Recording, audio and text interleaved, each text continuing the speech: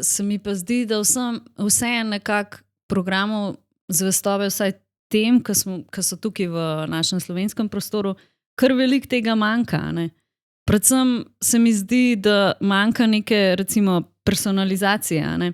Andrej, ti si prej omenil, da zbiraš take in take podatke. Ja, in mislim, da jih veliko podjetij zbira, ampak mi kot člani programov zvestobe imamo pa zelo tako izkušnjo, vse istočasno, vsem enako. Konec leta, ja, točke se vam bojo januarja zbrisale, pejte jih zdaj porabiti, ja, noč jih nimam. Ne, pač niso tako razdelili, nekaj posegmentirali, karkoli. No. Skratka, to se mi zdi, da ful manjka. Ostajamo pri tej personalizaciji Živjo Darja, ne. Ni pa tega, da bi recimo mi rekli, Darja, veš ti, ki imaš, mislim, ne zares, da tako govoriš, ne, ampak meni, ki imam družino, meni lahko promoviraš neko ponudbo, to je zame zelo relevantno, moji otroci grejo radi, ampak ne vem, klele kolegu Igorju, ne, promoviraš ponudbo, ne, mislim, zelo za zbrisati, ne. Pač ni, ne, moraš malo vedeti o svoji stranki, kaj je prej kupila, zato da ponudaš nekaj relevantnega in v obliki ugodnosti, v komunikaciji z njo in v obliki aktivnosti. Če sem jaz tik pod enim nivojem in me lahko neka majhna aktivnost, ki sem jo morda kdaj v preteklosti že naredila, porine čez, to je super zame. Ne.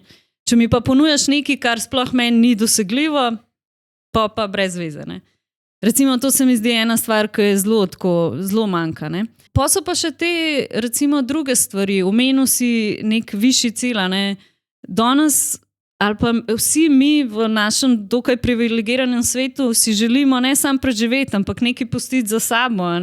Si ne želimo nekega negativnega učinka, ali pa želimo pomagati ljudem. In programi zvestobe lahko temu ful nekako, lahko se jaz nekako uglasim s programom zvestobe, če so tudi njihovi cilji nekako podobni, pa vrednote podobne mojim. Ne?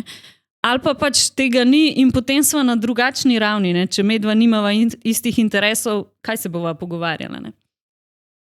Potem omenil si netransakcijske, recimo, ugodnosti. Vsako podjetje ima priložnost, da ponudi nekaj posebnega za svoje stranke. Ok, nimaš posebnih copat oziroma super, ki bi jih lahko ponudil, ker pač ti mogoče nisi v tem biznisu. Ampak, ne vem, nek telko bi lahko članom programa zvestobe ponudil nek VIP customer support. To, da ne rabiš zmeri, ko pokličeš najprej poslušati Mozarta 3 minutke, pa mogoče prideš na vrsto, če imaš dober dan. Ne, pač, če si pa ti gorast član programa zvestobe, evo, ti pa dobiš, ne vem, takoj linijo. To je ta Igorjeva ideja, torej, da te po enem blogu je to pisal, da te Mercator ne prepoznaš le na blagajni, ko ti reče, imate našo kartico, ampak da bi rekel, z našo kartico pa odklepaš une vozičke, ki imajo zelen ročaj in prodajalka že v trgovini ve, kdo si ti, ne? Ja, ne, ali pa da bi preskočil vrsto zaradi tega, ali pa tako neko ugodnost bi lahko po mojem vsako podjetje ponudil nekaj, kar je njim specifično. Ne? Pa mogoče, kar manjka, so še neke netransakcijske aktivnosti, Zdaj smo bolj govorili o tem, ti z nekimi nakupi dobivaš neke točke, se prestavljaš po nivojih in pač prihajaš nekam in zaradi tega ti je nekaj na voljo. Ne? Ampak v nekih biznisih, kjer so zelo pogosti nakupi, to še gre.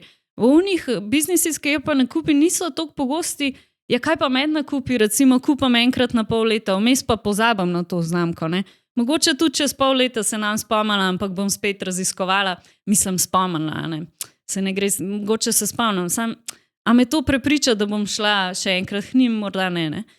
Imaš možnost dati neke, se pravi, netransakcijske aktivnosti, kot so recimo, da obiščeš spletno stran, da prisostuješ nekemu live shoppingu, da se čekiraš v poslovalnici, če je to neko podjetje, ki ima in na spletu in v fizičnih lokacijah je prisotno. Ne? Imaš ful nekih možnosti, prek katerih lahko angažiraš stranke v vseh teh vmesnih momentih in na tak način v bistvu spodbujaš stranko, da tudi, ko pa pride ta moment, boš pa ti ta njena izbira. Ne? En tak primer je tudi gamifikacija, se pravi, da Gamifikacija se pravi način, ki temelji na nekih igrah. Recimo, če si predstavljamo te arkadne igre, to je osnova gamifikacije, ampak danes pa uporabljamo različne pristope, naprimer neke izzive, nagradna igra, ki je nek najbolj tak klasičen način gamifikacije, ampak v programih zvestobe imamo lahko neke lestvice članov. To so tudi neki načini, ki jih ti lahko izkoristiš za to, da angažiraš ljudi v vsem tem vmesnem času med nakupi, morda pa s tem tudi pridobi neko možnost, neko ugodnost ali pa nek dodatek pri naslednjem nakupu ali pa nekaj, kar pol spodbudi, da ta nakup pride prej, da se prej odločiš za njega.